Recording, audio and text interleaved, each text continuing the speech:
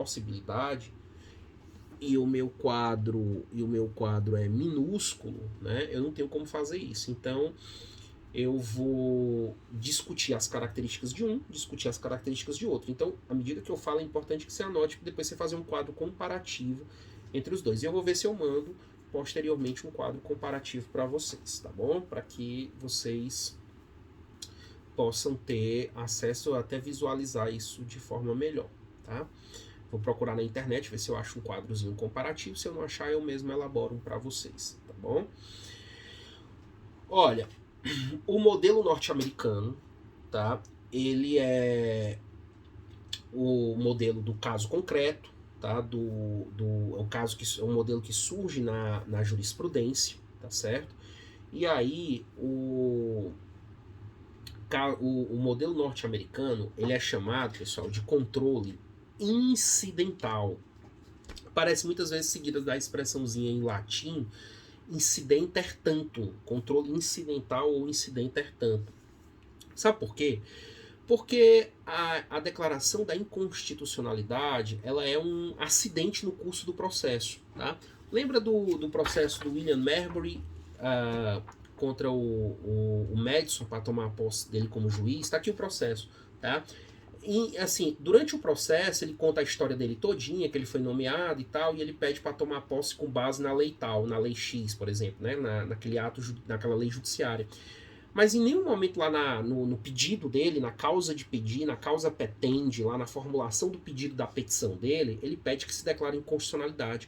Então, quem declarou a inconstitucionalidade aqui, nesse caso, foi quem? Foi o juiz Marshall. Então, a declaração da inconstitucionalidade foi um acidente processual. E aí você já fica sabendo, já fica esperto, que o magistrado ele pode conhecer dessa inconstitucionalidade de ofício, ainda que ela não tenha sido formulada no pedido. O magistrado pega o processo e, ao fazer a análise ali, né, do processo, ele, peraí, não, esse pedido formulado nessa lei, mas essa lei ofende a Constituição, é inconstitucional. Então, ele faz essa declaração. Percebam que isso é um incidente processual, um incidente no processo. Tá? Então, incidente, ou como eu estou falando aqui para simplificar, a declaração de inconstitucionalidade foi feita o quê? Acidentalmente considerada. Por isso que a gente está diante de uma inconstitucionalidade incidental, ok? Incidental. Esse controle ele é chamado de difuso. Por quê? Porque ele não tem uma regra, ele não diz que é só um determinado tribunal que pode declarar. O controle é chamado de difuso, porque qualquer juiz ou tribunal pode decretar a inconstitucionalidade. Eu ainda não falei do modelo brasileiro, mas vamos supor que esse modelo americano se aplicasse aqui no Brasil. Depois eu vou falar como é o modelo brasileiro, ainda não estou falando. Então eu ainda estou supondo. E aí vamos supor, como é que eu traria esse modelo americano para o Brasil? É muito simples. Qualquer juiz brasileiro poderia declarar, com base nesse modelo, declarar a inconstitucionalidade de uma lei ou ato normativo. Ah, professor, o juiz daqui de Maracanaú? Pode? Pode. Ah, professor, o juiz lá de Sobral, Iguatu, pode declarar uma inconstitucionalidade? Pode o juiz pegar e dizer que uma lei federal viola a Constituição? Ali, naquele caso ali, ele recebe a petição e vai decidir. Ele pode sim, ele pode fazer isso. Pode ser o magistrado de primeiro grau, pode o TJ do Ceará, o Tribunal de Justiça, pode o juiz federal de primeiro grau, o Tribunal Regional Federal, os tribunais superiores, que é o STJ, o TST, o TSE, perdão, o STM, pode, e o Supremo. Esse aqui pode mesmo, tá? Então, pode, o modelo é chamado de difuso, gente. Pega pelo nome, ó, difuso. Por que difuso? Porque se difunde por qualquer juiz ou tribunal, tá certo? Agora tem um detalhe. Nesse controle, o alcance da decisão, tá certo?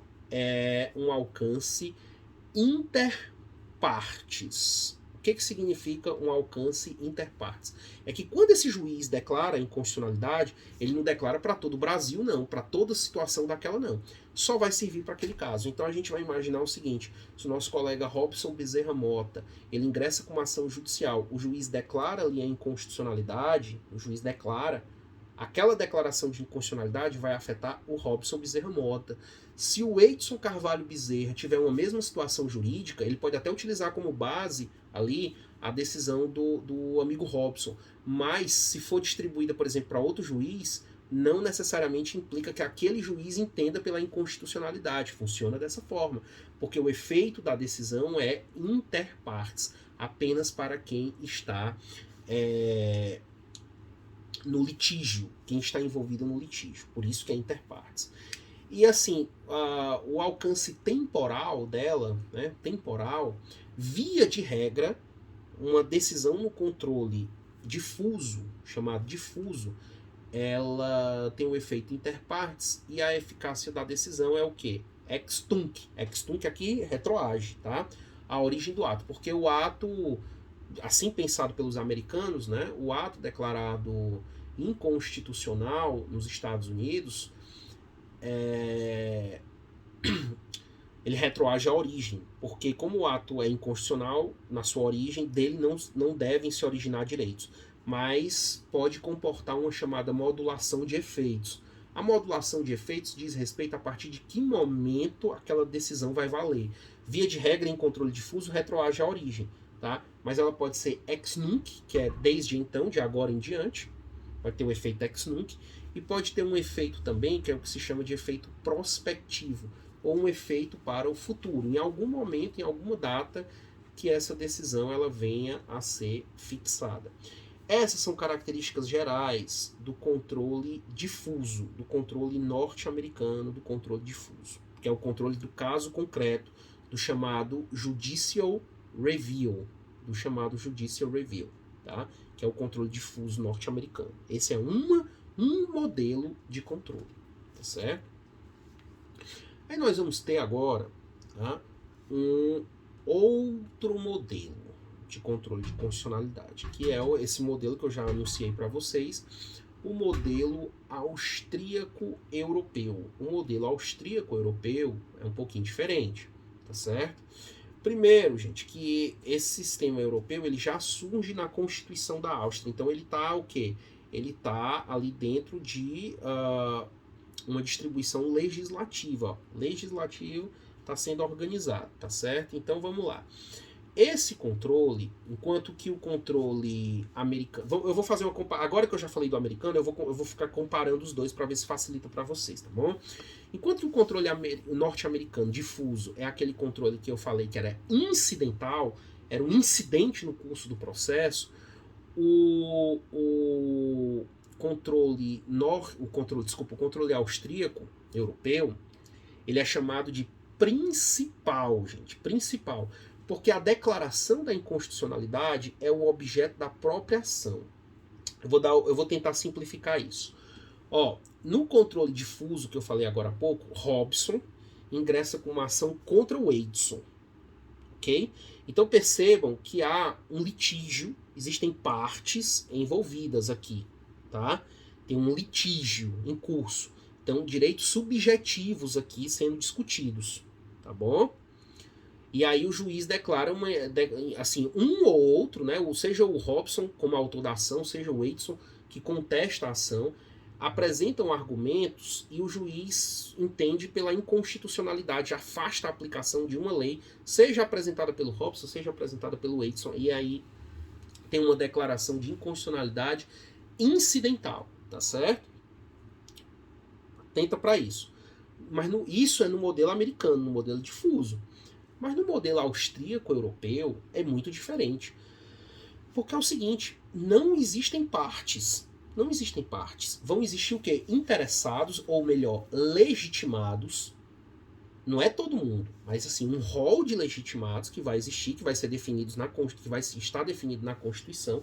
E é um detalhe, aqui no modelo austríaco não se pensa em fazer controle de constitucionalidade entre A e B litigando numa ação, não. Mas é um legitimado que ingressa com uma ação questionando a lei, e a lei abstratamente considerada. Porque uma lei abstrata, a lei ela alcança todo mundo, né? Ela não separa A ou B, ela alcança todos indistintamente.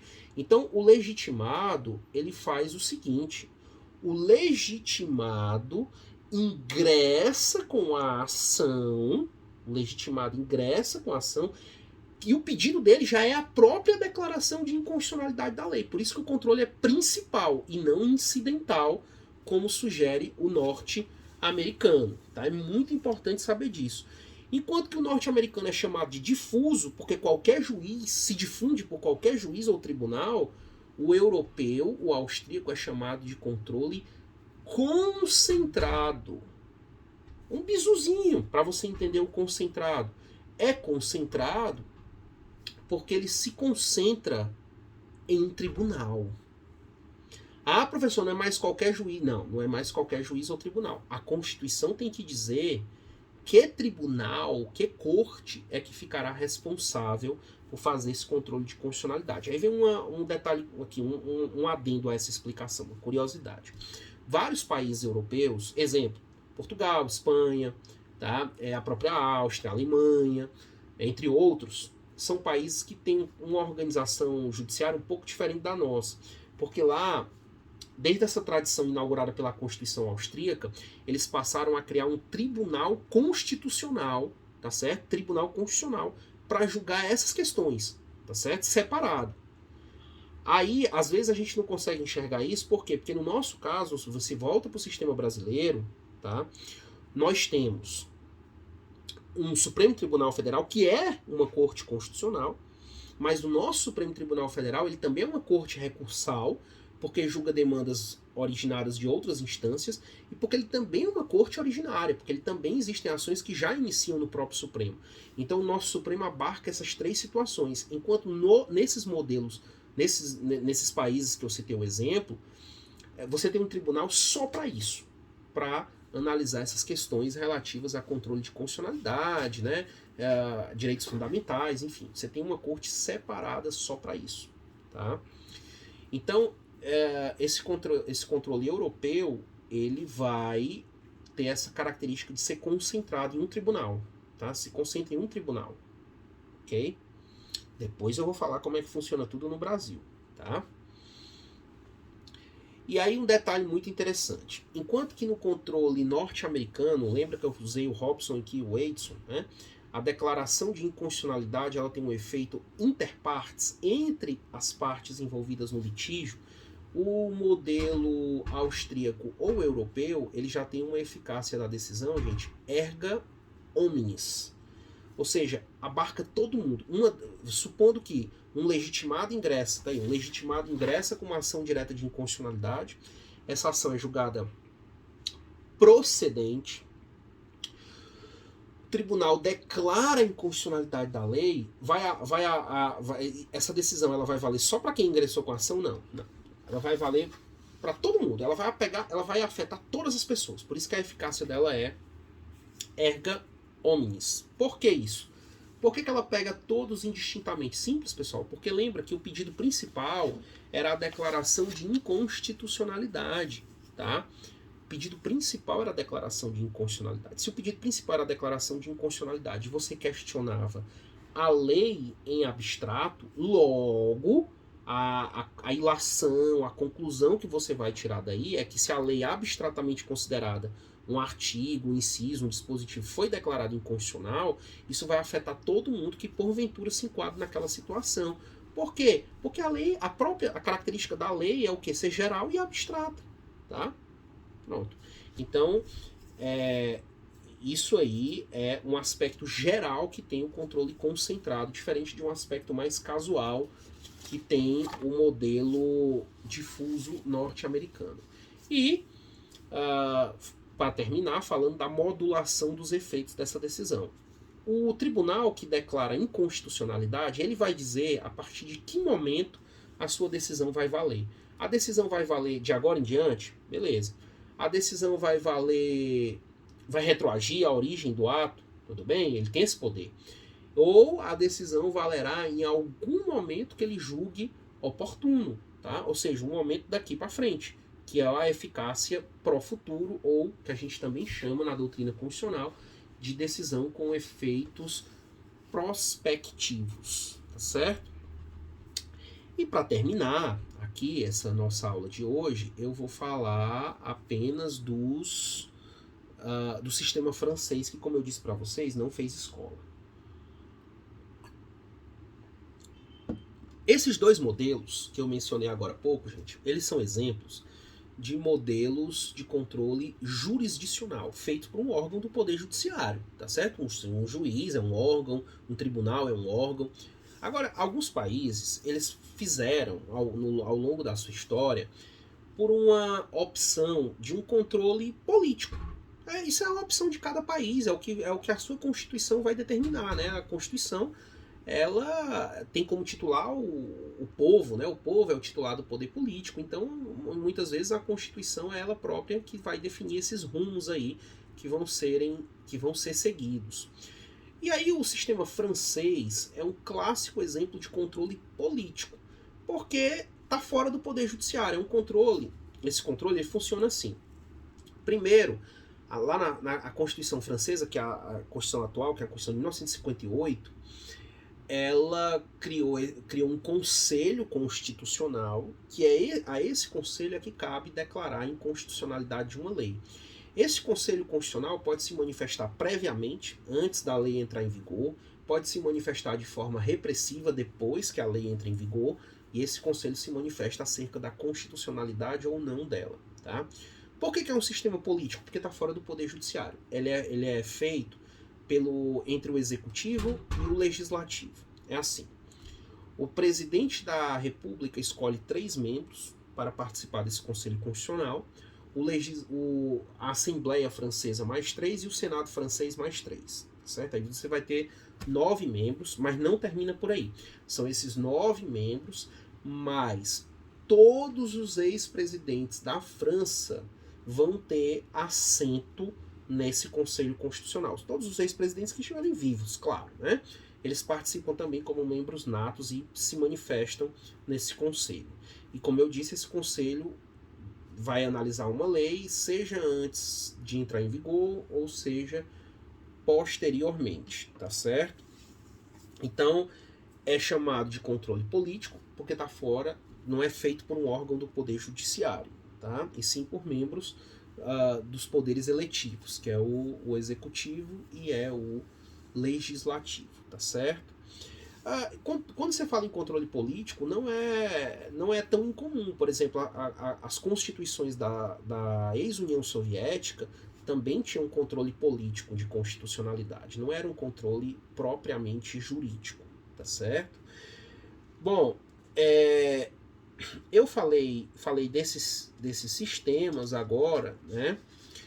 E aí é o seguinte, você tem a tipologia do controle, né? Temos a tipologia e vamos ter posteriormente, segundo aqui o roteiro que eu estou olhando, posteriormente nós vamos ter da tipologia o Sistema Brasileiro de Controle de Constitucionalidade, tá certo? Que a gente vai expor isso na nossa próxima aula.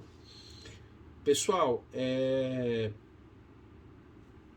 considerando que a gente está aí diante de um pleito, né, um prélio eleitoral que se avizinha aí, né, para algumas cidades, ou assim, da forma da política mesmo, atual brasileira, tem uma poesia que eu sempre gosto de lembrar, que é do célebre Afonso Romano de Santana, imortal da Academia Brasileira de Letras. Eu acho uma poesia belíssima, que é a implosão da mentira. Eu acho fantástica. Eu gosto sempre de lembrar dessa poesia quando a gente está diante aí de acirramentos eleitorais ou de disputas.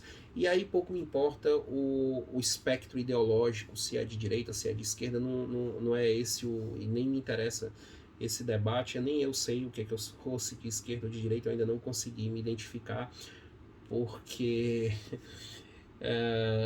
se ser de direita é pensar no bem coletivo, no bem do povo, da população, então eu sou um direitista sem problema nenhum. E se ser esquerdista for também pensar no bem da coletividade, no bem do povo, eu também sou esquerdista, não tem problema nenhum em relação a isso. Não me define. Isso aí foi criado em 1789, essa divisão ela não, esse rótulo não me define. Mas o fato é que a poesia do Afonso Romano de Santana é belíssima. Ele diz assim, ó: mentiram. Mentiram-me ontem e hoje mentem novamente. Mentem sobretudo impunemente. Não mentem tristes. Alegremente mentem. E mentem de maneira tão pungente que acho que mentem sinceramente. Mentem sobretudo impunemente. Não mentem tristes. Alegremente mentem. Tá? Mentem tão nacionalmente que acham que mentindo história fora vão enganar a morte eternamente.